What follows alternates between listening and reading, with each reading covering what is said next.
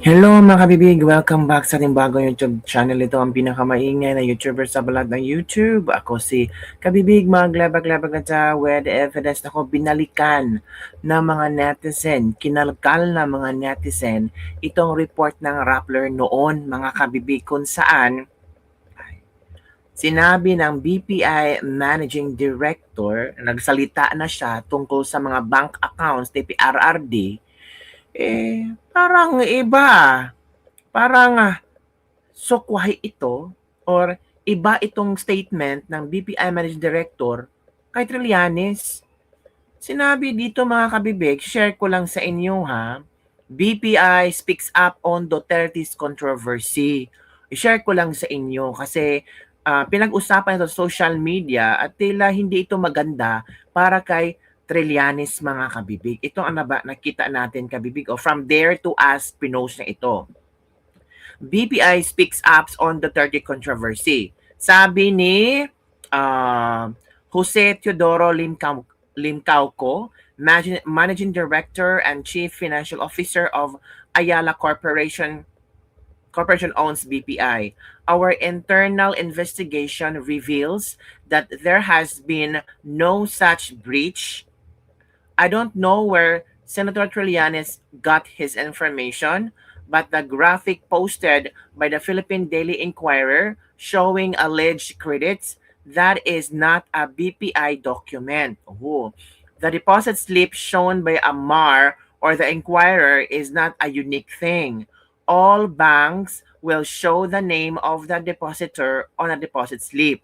We are committed to protecting client information and preserving the trust bestowed on us by our clients all these years. Ooh. Naku po. And on March 29, 2016, BPI speaks up on Duterte controversy via ano to ha, sa Rappler to ha. Basahin natin ang laman dito. Basahin natin ha. Ito. Our internal investigation reveals that there has been no such breach. We are not safe. Netizens threatened to close bank accounts for Duterte. This was after Vice President Senator Trillanes IV showed a table with a supposed credit transaction of Duterte with BPI involving about 211 million. Jose Teodoro Limcaucao, Managing Director, sinabi niya, I don't know where Senator Trillanes got his information, but the graphic posted by the Philippine Daily Inquirer showing alleged credits that is not BPI document. Ooh. Ito pala 'yon mga kabibig. Ito pala 'yon. Yung sinasabi nila. Hala, nako. Para yatang hindi maganda ito kay Trillanes kasi yung mga statement niya kay Pangulong Duterte, yung mga 200 something, 'di ba? Yun din ang kanyang statement sa sa impeachment hearing, 'di ba? Hala ka. Ano ba talaga ang totoo? Nagsabi na ang BPI BPI Managing Director. Hala ka. Paano 'yan? Sino pang paniniwalaan natin? The plot thickens na ha, parang anak ko po, wag na tayong paano 'yan mga kabibig? At meron pa itong nakuha na mga video mga kabibig na mga netizen, binalikan ng mga netizen ba itong videong ito kuha noong Quadcom. It's all about the AMLAC. Parang ito kabibig, makingin tayo ha. Ask the COMSEC if former Senator Trillanes would be present. Sir, we invited Senator Trillanes but he has not presented himself yet. Okay. Kasi may mga requirement po tayo sa kanya. Now, the AMLAC, is the office represented in today's hearing? Yes, sir. He is, AMLAC is represented, sir. Yeah. May I know where the representative of AMLC is located? AMLAC? Can you please take the seat right in front of us, Attorney Arpon, sir. Attorney Arpon?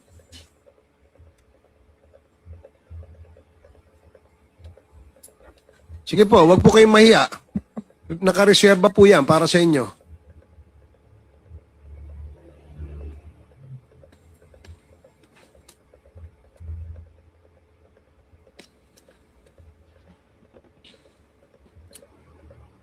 AMLAC, in the last hearing conducted 13 November 2024 of the Quad Committee, you were required to authenticate documents submitted by former Senator Trillanes purported to show money trails linked to drug proceeds. Yes, Mr. Chair. Have you submitted such to the committee? Mr. Chair, in 2016, the Anti-Money Laundering Council issued a public statement which denies that we are the source of the documents or information shown by Senator Trillanes in 2016. And in September 2017, Mr. Chair, the AMLC also issued another public statement denying that we are the source of the documents and information attached by Senator Trillanes in the complaint he filed before the Ombudsman. And in the same public statement, the AMLC denied that we furnished the Office of the Ombudsman such documents in relation to the complaint by by Senator Trillanes, Mr. Chair. In other words, AMLAC denied that the documents presented by the former Senator Trillanes did not originate from your office. Yes, Mr. Chair. May the Quadcom committee, Mr. Chair, can we ask AMLAC again, since this has come out already in the open, in the committee hearings of this committee, can the AMLAC conduct an investigation proper insofar as the allegations of the former senator are concerned? Mr. Chair, the jurisdiction of the MLC will be had if there will be a unlawful activity, Mr. Chair. So if there will be an unlawful activity that will be filed, then it is the mandate of the AMLC to conduct a financial investigation, Mr. Chair. Thank you. So, yun ka, Bibig. Kung merong mga unlawful activities. Ito kasi ang nasa affidavit ni Mr. Trillanes, Kabibig, ha?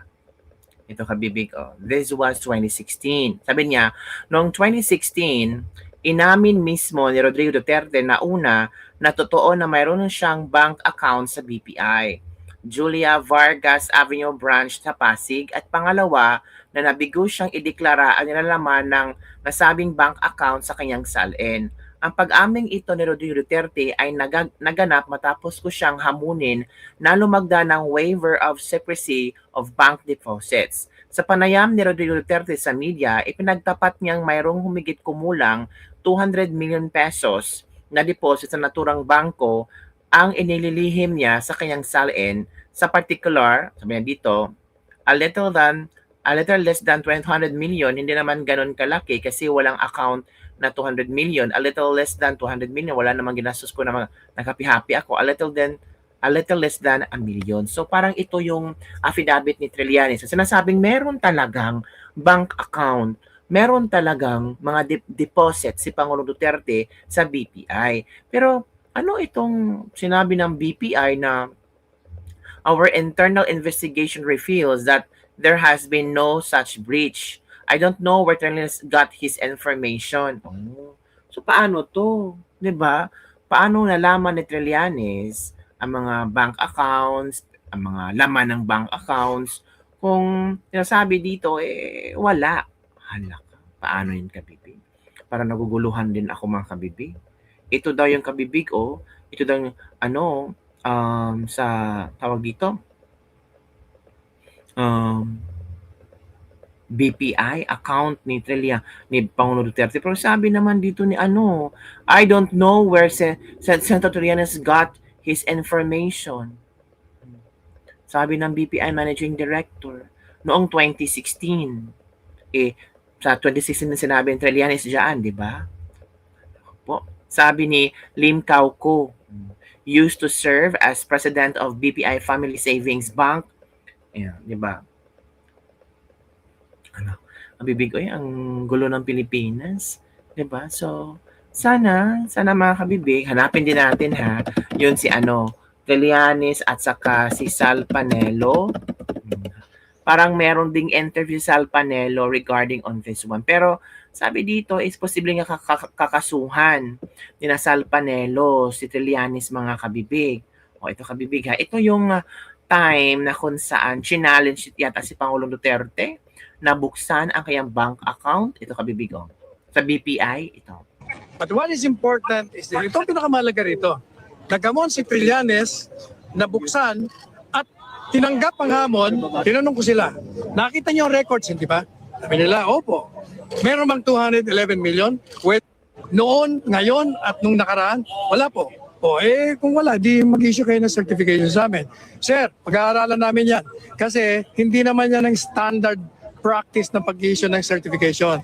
Ang standard practice ng bangko, sasabihin lang namin ang balance. Tapos, bago siya umalis, binigay niya ako ng affidavit. Ang sabi ni Senator Trillanes, sabi niya, Attorney Panelo, ito na po yung affidavit na hinihingi ni Mayor Duterte. So, tinanggap ko at binasa ko. Lalo po ako naniwala na kabalbalan lahat itong mga pinagsasabi niya. Kasi, ang sabi niya sa affidavit, may nakakilala daw siyang Joseph de Mesa. Yun daw Joseph de Mesa, lumapit sa kanya at sinabi sa kanya na meron daw siyang kakilala na nagsasabi na maraming account si Mayor Duterte. Madalit sabi, hearsay na kay De Mesa, narinig pa ni De Mesa ang tao, double hearsay. Kung baga, hindi lang ito kwentong kutsero, kwentong barbero pa. Alright. Pangalawa, tinignan ko ngayon yung attachment niya. Pakita ko sa inyo, itong attachment niya. Marami yan. So tinanong ko, yung mga opisyalis, sabi ko sa inyo magaling to, itong form na ito. Ay sir, wala kaming form na ganyan. Computer lang ho yan Kung baga, tinype lang nila yon, pinagsama-sama lang nila. Di lalo na ako naniniwala ako na spurious ang document na ito. At walang saysay ang affidavit na binibigay niya. So, yun kabibig ha. Nakita nyo na, masagot na natin. Marami na nagsasalita na hindi totoo yung mga account na mga papeles ni Trillanes, tapos ang BPI Managing Director nagsalita na rin, tinanong kung saan magaling nakuha ni Trillanes, pati ang AMLAC nagsalita na. So, sana matapos na itong issue na ito at sabi na iba, sana huwag nang idamay si Pangulong Duterte sa gusto lang ma-impeach si BP Sara. Focus na lang sila kay BP Sara, mga kabibig. Sabi ng iba, dinamay lang si BP Sara ni Trillanes kinukunik kay Pangulong Duterte para meron talaga silang ebidensya na yung mga pumapasok na pera, AMLAC transactions, na ang mga transaction na kita ng AMLAC ay ikukonekta sa mga bayad ng droga and so on and so forth, pera ng mga Duterte, binibigay ng mga drug lord, ni Sammy Oy and so on and so forth. Parang talaga meron silang makokonek at merong malakas na ebidensya laban kay VP Sara. Sabi naman nila ang malakas nilang ebidensya yung threat na ginawa ni VP Sara sa pamilyang Marcos kasama si Martin Romualdez. Ano ba talaga? Ano ba talagang malaking issue nila para ma-impeach si VP Sara? Kung confidential funds, sabi ni Madriaga, 1 day lang daw. Pero sabi ng iba, 11 days. So doon pa lang parang hindi mo na maintindihan kung ano ba talaga ang totoo. Tapos si Trillanes, kinukonek niya si VP Sara kay Duterte, kung saan lahat ng pamilyang Duterte, Baste, Polong, Kitty, si Hanilet, si VP Sara, tumanggap ng pera galing sa mga kay Sammy Oy. Milyones pa, mention niya. May papeles si Trillanes. Pero sabi naman dito sa video na pinakita ko sa inyo, sabi na Sal Panelo, parang hindi ina-acknowledge ng BPI kung saan nakuha nila yung mga dokumentong ito. Pati BPI Managing Director Lim Cao Ko, sabi niya, tinanong niya, saan ba nakuha nila sa mga dokumentong yan? Hala, ewan ko, kabibig ko Ang gulo-gulo. Tapos yung threat ni BP Sara kay BBM, splice video. Pero sinabi naman ng NBI, hindi yun AI. Sino mo lang sabing AI yung halata naman si BP Sara nandun. Pero splice video. O dapat tingnan ng committee kung bakit ganun ang statement ni BP Sara eh. Parang yung part na si BP Sara galit na galit, yun lang ang kinuha nila. Yung part na kung saan may nagtanong na vlogger na tungkol sa ano tawag doon? Tungkol sa issue na merong plano na tsuguyin din si BP Sara, nag-react si BP Sara. Diba? Ay, nako, ang gulo kabibig. So, yun lang po mga kabibig ang ating Libak-Libak for today. Yun po muna ang mga update. Parang kinalkal na ng mga DDS yung mga previews na dokumento na posibleng makakatulong sa impeachment ni BP Sara, posibleng makakatulong na mabasura ang impeachment ni BP Sara, lalo na yung pangalan ni Pangulong Duterte nandun ngayon sa ICC, naghihintay sa kanyang trial, so on and so forth. Yun lang. Don't forget to like, subscribe, and share this video. Bye everyone. See you next time.